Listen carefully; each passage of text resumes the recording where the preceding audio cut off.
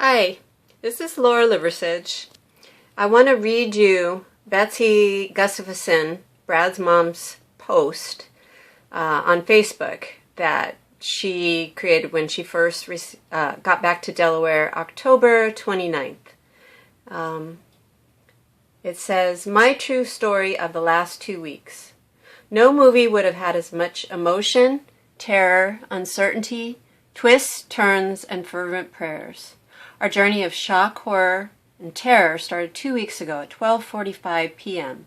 on Sunday, October 16th, when the Dean of Students called me on my cell phone as we were leaving Bob Evans' restaurant, saying that my son, Brad, a college student working in Utah, was about to go into surgery. He was in an accident.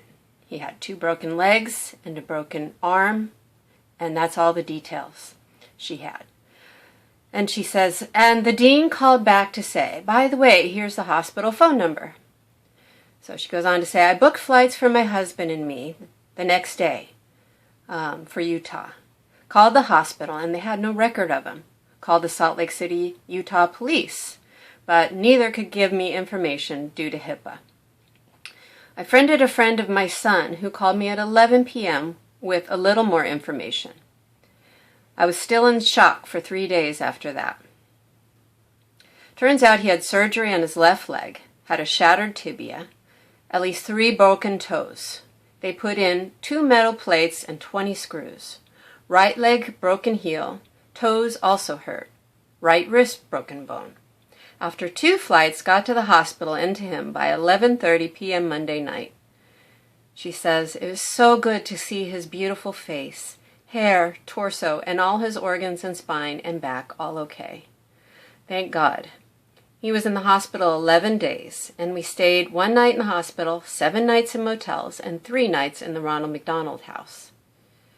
On our way to our flight home Thursday, his left leg was bleeding through the cast, and I had to rush him back to the hospital. They got him on an IV, took x-rays, and redid his left cast, and then sent us on our way to the airport again. By that time, we just missed our flight, but with the emergency room papers in hand, they rebooked us for a new flight the next morning at 7 a.m. So did not return the rental car and did not get the borrowed wheelchair back, but did get back for the 3rd night at the Ronald McDonald House. They had a wheelchair. We collapsed in our room there.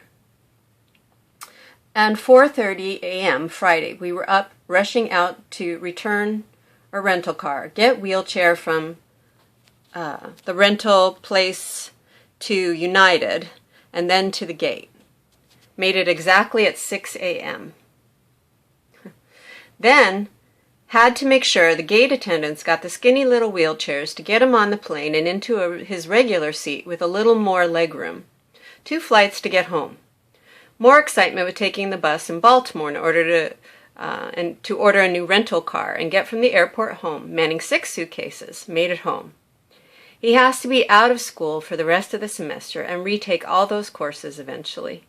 He will have some of his belongings stored at the school. Has to give up his apartment there. Other belongings will be shipped home. He will be home healing mentally, physically, and emotionally from this ordeal.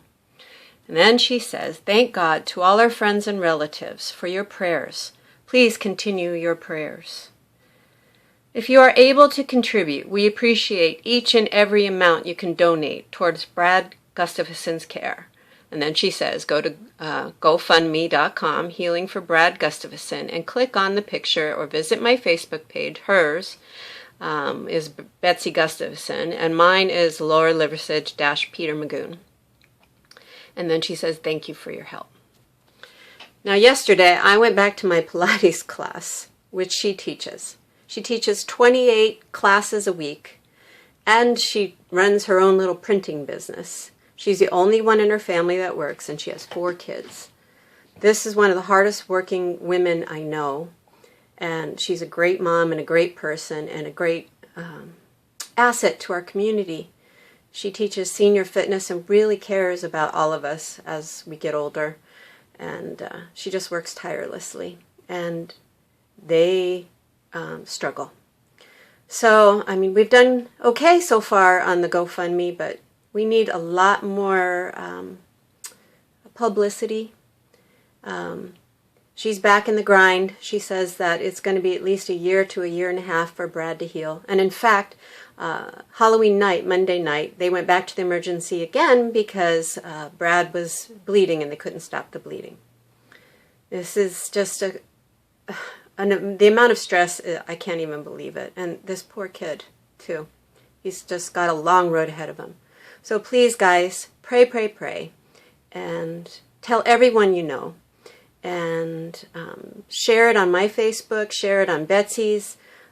This is a public post, so you don't have to be a personal friend to go onto my Facebook page for this. And let's get it out there and let's make a difference, okay? Thanks so much. God bless you guys. Bye-bye.